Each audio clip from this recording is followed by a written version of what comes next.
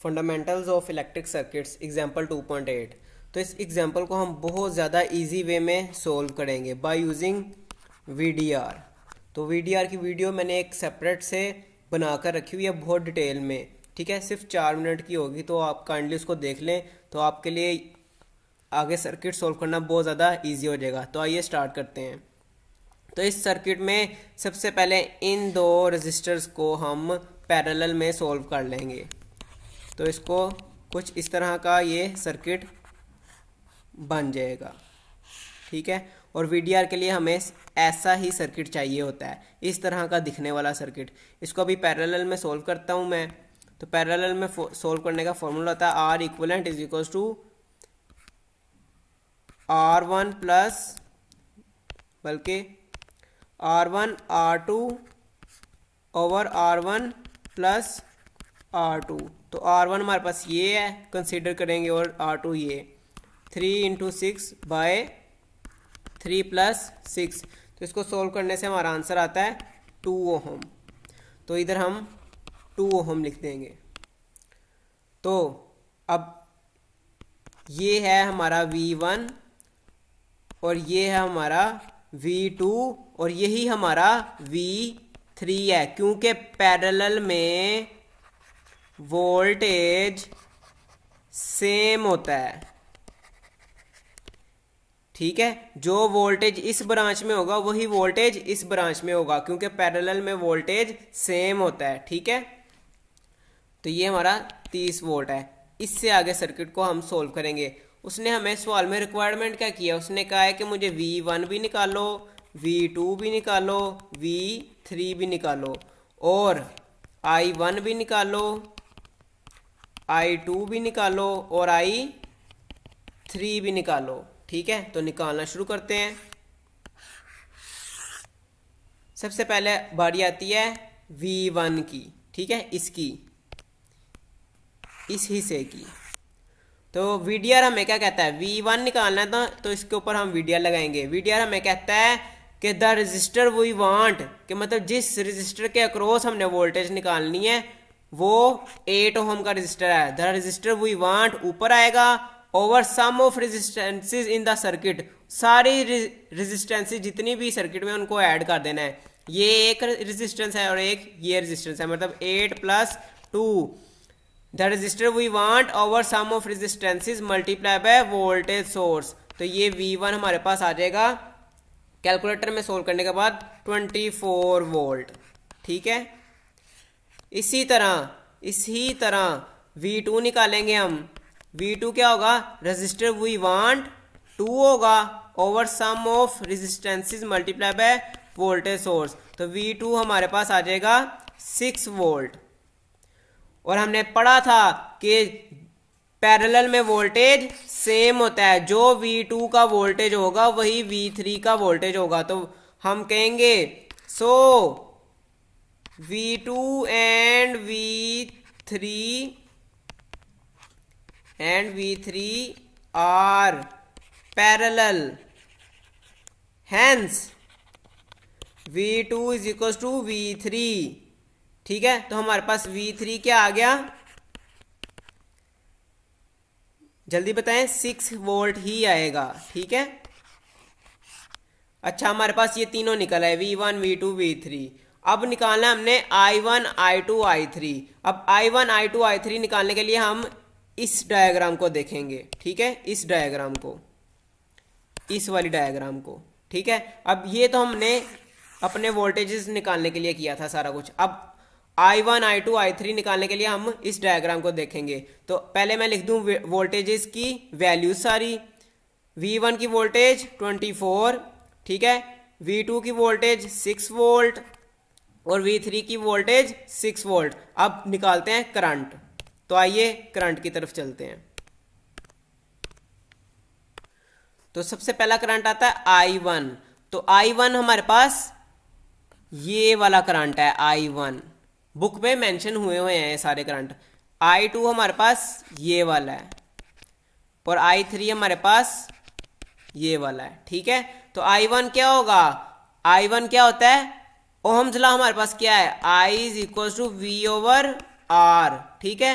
तो I1 V हमारे पास V1 और R1, ठीक है, ये हमारे पास R1 है, ये R2 है, ये R3 है, ठीक है। तो I1 क्या होगा, V1 ओवर R1, तो V1 हमारे पास क्या है 24 वोल्ट ओवर R1 8, तो हमारे पास आंसर क्या आ जाएगा I1 का 3 एम्पेयर, ठीक है। इसी तरह I2 हमारे पास क्या है ये वाला, ठीक है, I2 V2 ओवर R2, ठीक है। तो V2 हमारे पास क्या है 6, R2 हमारे पास क्या है 3, तो 3 2s are 6, तो हमारे पास I2 आ गया 2 एम्पेयर, I1 हमारे पास क्या आया था 3 एम्पेयर। तो इसी तरह I3 हमारे पास क्या है V3 ओवर R3, तो V3 हमारे पास क्या है ये 6 ही, क्योंकि हमने अभी सोल्व किया था VDR के जरिए। 6 ओवर R3 हमारे पास क्या है 6, तो I3 हमारे पास क्या आ गया 1 एम्पेयर, ठीक है। इस तरह हमने तीनों करंट और तीनों वोल्टेजेस निकाल लिए। मेरा मकसद ये है कि आपको मैं हर रूल पढ़ा दूं ताकि आप हर सर्किट को हर रूल के मुताबिक सोल्व कर सकें। अभी तक हमारा KVL भी हो गया है, ठीक है, अभी हमने KCL भी पढ़ा है, ठीक, इसके बाद VDR पढ़ लिया है। अब KCL को मैं दोबारा प्रैक्टिस प्रॉब्लम 2.8 में रिपीट करूंगा।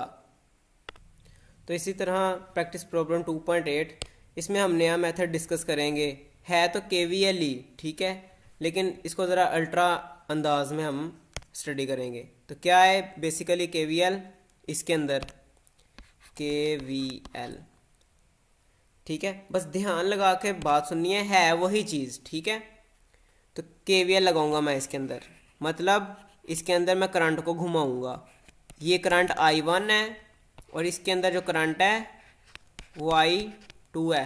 आपने हमेशा जो एरो एक पहले लूप में लेना वही एरो आपने उसी डायरेक्शन में दूसरे लूप में लेना है, वरना आपसे आज सवाल ज़रा कॉम्प्लिकेटेड हो जाएगा, सवाल आपसे गलत हो जाएगा। सोल्व हो जाएगा अगर किसी के पास दिमाग हुआ, ठीक है। तो चलिए सोल्व करते हैं। ये लूप 1 है, एट लूप 1 KVL अप्लाई करने लगा हूँ। तो KVL कैसे अप्लाई करते हैं, जहाँ जहाँ एरो डलेगा वो साइन लिखना है, -5 वोल्ट, और फिर रेजिस्टर की पोलैरिटी नहीं गिवन तो हमेशा रेजिस्टर्स को पॉजिटिव लेना है, पॉजिटिव रेजिस्टर 2 साथ I1, क्योंकि ओहम्स लॉ को पूरा करना है, सम ऑफ वोल्टेजेस बनाना है, V = IR, R तो हमने लिख दिया 2, साथ I भी, ये जो I1 लिया हुआ है इसको साथ लिखेंगे ताकि हमारे पास वोल्टेज बन जाए, प्लस इसके अंदर जाएगा अब इस 8 वाले में। अब 8 लूप 1 में भी है, लूप 2 में भी है, तो हम क्या लिखेंगे I1 - I2। हमेशा वो करंट बड़ा होता है जिस लूप में हम चल रहे होते हैं, ठीक है, इसलिए हमने लिखा है I1 - I2, ठीक है। जिस लूप में हम KVL लगा रहे होंगे वो वाला करंट पहले लिखना है माइनस दूसरे वाला करंट, ठीक है, = 0। तो इसको सोल्व करेंगे, -5 + 2I1 + 8I1 - 8I2, तो हमारे पास इक्वेशन बनेगी इसकी 10I1, ये देखो इन दोनों को ऐड किया, -8I2 = 5, तो इक्वेशन 1 ये हमारे पास आ गई। अब इस तरह लूप 2, ठीक है, तो लूप 2 में करंट 8 ओहम रजिस्टर में दाखिल हो रहा है और 8 ओहम रजिस्टर लूप 1 में भी है, लूप 2 में भी है, और मैंने क्या कहा था जिस लूप में हम KVL अप्लाई कर रहे होंगे वो करंट हम भरा लेंगे, तो इसमें हम लिखेंगे I2 - I1, ठीक है, प्लस 4I2, ठीक है, और ये माइनस इधर से ऐसे घूमता घूमता घूमता घूमता नेगेटिव में एंटर कर रहा है, तो -3 = 0। तो अब इसको सोल्व करेंगे, 8I2 - 8I1 + 4I2 = 3, तो इसको जब सोल्व किया तो -8I1 + 12I2 = 3, ठीक है, ये हमारे पास आ गया इक्वेशन नंबर 2। तो इसको हम साइमल्टेनियसली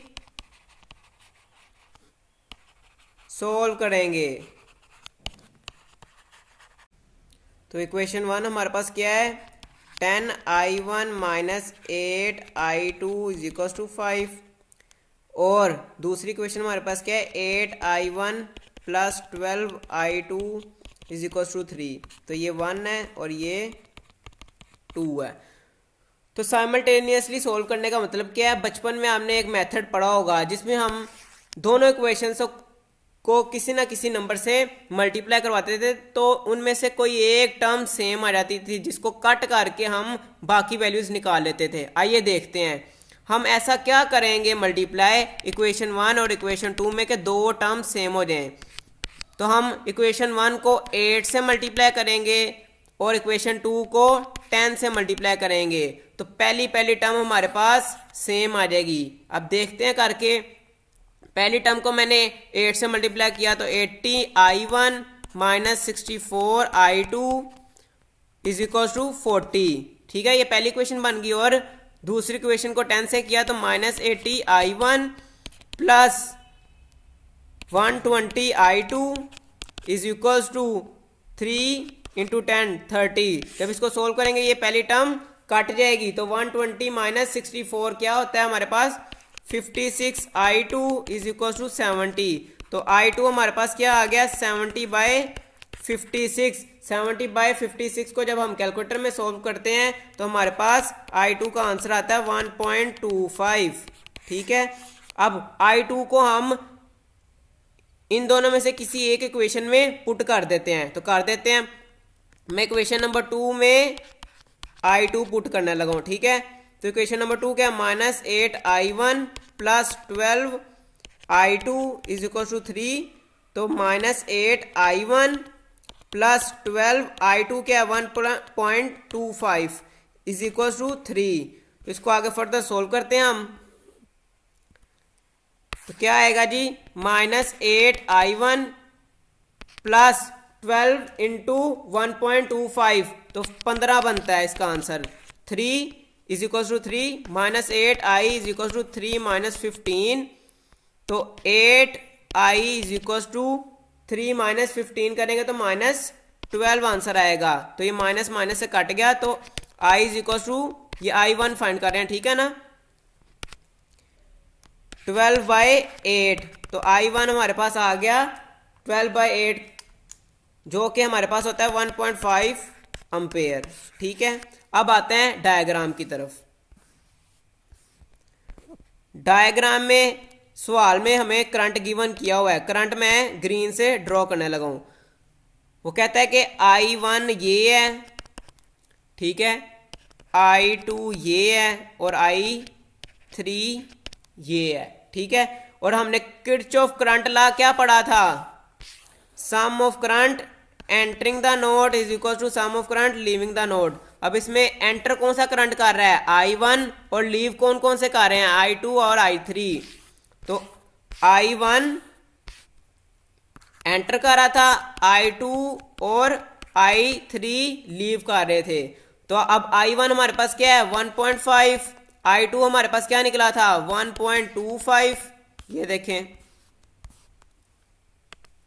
ये, ठीक है, और i3 हमने निकालना है। तो i3 निकाल लेंगे हम, 1.5 माइनस 1.25। तो i3 हमारे पास आ जाएगा 1.5 माइनस 1.25 जो कि 0.25 के बराबर है। 7 एम्पेयर लाजमी लिखेंगे क्योंकि ये करंट का यूनिट होता है। तो i1, i2 और i3 हमारे पास निकल आया। तो देखा आपने कि इसके अंदर मैंने दो तरीके इस्तेमाल किए। पहले KVL लगाया, KVL से मैंने दो करंट निकाल लिए, फिर दो करंट के बाद तीसरे करंट को निकालने के लिए मैंने KCL यूज किया। ठीक है, अब उसने क्या कहा है, उसने कहा है मुझे V1, V2 और V3 भी फाइंड करके दो। तो निकालते हैं V1, V2 और V3। अब देखें इधर V1 इसके अक्रॉस निकालना है हमने, V1। तो V1 V is equal to IR। ठीक है, I कौन सा होगा, I1 होगा और R 1 मतलब 2 ओहम का। तो V1 कैसे निकलेगा, V1 is equal to I1 multiply by R1। I1 हमारे पास क्या है 1.5, ठीक है, मल्टीप्लाई बाय R1 हमारे पास 2 है। तो हमारे पास V1 आ जाएगा 3 वोल्ट, ठीक है। इसी तरह V2 की तरफ जाते हैं।